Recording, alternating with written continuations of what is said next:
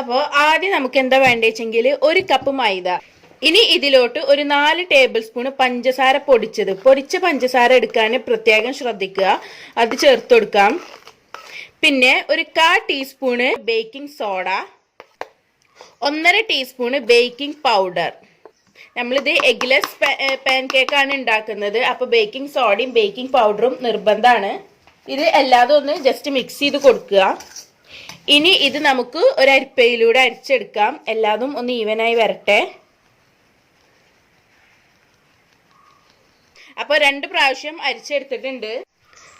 അതോടുകൂടി നമ്മുടെ dry ingredients ഇവിടെ റെഡി. ഇനി ഇതിലോട്ട് ഞാൻ ചേർത്ത് കൊടുക്കുന്നത് 1 ടീസ്പൂൺ വാനില എസൻസ്, പിന്നെ 2 table spoon oil, sunflower oil കേട്ടോ. നിങ്ങൾക്ക് വേണമെങ്കിൽ ബട്ടറും എടുക്കാം. പിന്നെ 1.5 ടേബിൾ സ്പൂൺ ബട്ടർ മിൽക്ക് എന്ന് പറഞ്ഞാൽ നമ്മുടെ മോര്, പുളി ഇല്ലാത്ത മോര് എടുക്കണം.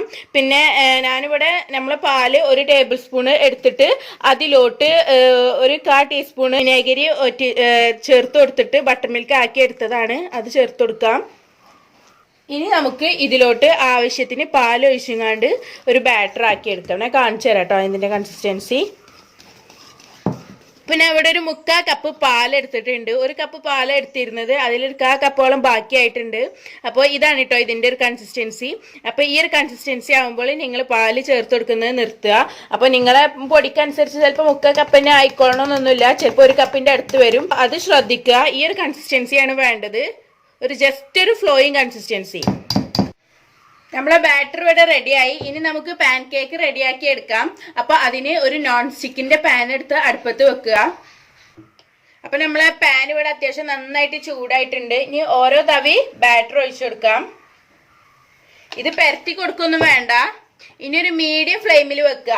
ലോ ഫ്ലെയിമിലോ അല്ലെങ്കിൽ ഒരു മീഡിയം ഫ്ലെയിമിൽ വെക്കുക. എന്നിട്ട് ഫുള്ള് ബബിൾസ് വന്നതിന് ശേഷം നമുക്ക് മറിച്ചിട്ട് കൊടുക്കാം. മുകളിൽ ഉണങ്ങി കിട്ടാൻ നിങ്ങൾ ഒരിക്കലും വെയിറ്റ് ചെയ്യരുത് കേട്ടോ. മുകളിൽ ഉണങ്ങിയാൽ അപ്പോൾ പാൻ കേക്കിന്റെ അടി നന്നായിട്ട് കരിഞ്ഞിട്ടുണ്ടാവും. അപ്പോൾ ഇങ്ങനെ ബബിൾസ് ഏകദേശം വന്നാൽ നമുക്കിത് മറിച്ചിട്ട് കൊടുക്കണം. ബബിൾസ് ഒക്കെ ഏകദേശം വന്നിട്ടുണ്ട്. ഇനി ഞാൻ മുകളിൽ ഉണങ്ങാൻ വെയിറ്റ് ചെയ്യണില്ല, ഇനി ഞാൻ മറിച്ചിട്ട് കൊടുക്കുകയാണ്. അല്ലെങ്കിൽ എന്താന്ന് വെച്ചെങ്കിൽ നമ്മളിത് മറിച്ചിടുമ്പോൾ ഈ കളർ ആയിരിക്കൂല, ഇത് കരിഞ്ഞിട്ടുണ്ടാവും. നമ്മൾ ഒരുപാട് നേരം, അതായത് മുകളിലൊക്കെ ഉണങ്ങി കിട്ടാനൊക്കെ വെയിറ്റ് ചെയ്യുമ്പോൾ. അപ്പോൾ അത് അവോയ്ഡ് ചെയ്യാൻ വേണ്ടിയിട്ടാണ് നമ്മൾ പെട്ടെന്ന് മറിച്ചിടുന്നത്. മറിച്ചിടാൻ കഴിയും, അങ്ങനെ ടെൻഷൻ അടിക്കേണ്ട കാര്യമൊന്നുമില്ല. അപ്പോൾ ഇത് 2 സൈഡും ആയിട്ടുണ്ട്, കണ്ടോ.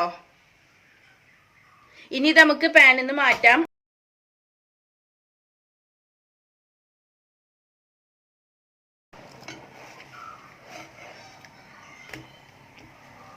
നമ്മളെല്ലാ പാൻ കേക്കും ഇവിടെ റെഡി ആയിട്ടുണ്ട്. ഇനി ഞാൻ ഇതെന്താ ചെയ്യണമെങ്കിൽ നിങ്ങൾക്ക് ഇത് പല മെത്തഡിൽ സെർവ് ചെയ്യാം. ഇതിന്റെ ഉള്ളിലേക്ക് നിങ്ങൾക്ക് ചോക്ലേറ്റ് സോസോ അല്ലെങ്കിൽ ന്യൂട്ടല്ലേ അങ്ങനെ എന്താ കിട്ടുന്നത് വെച്ചെങ്കിൽ സ്പ്രെഡ് ചെയ്ത് കൊടുക്കാം. അപ്പൊ ഞാനിവിടെ ന്യൂട്ടല്ലയാണ് സ്പ്രെഡ് ചെയ്ത് കൊടുക്കുന്നത്. ഒരു പാൻ കേക്കിന്റെ മുകളിലേക്ക് ഫുള്ള് സ്പ്രെഡ് ചെയ്തതിന് ശേഷം അടുത്ത പാൻ കേക്ക് കൊണ്ടൊന്ന് ക്ലോസ് ചെയ്ത് കൊടുത്തുകൊണ്ട് ചെയ്താൽ മതി. ഒന്ന് പ്രസ് ചെയ്യാം.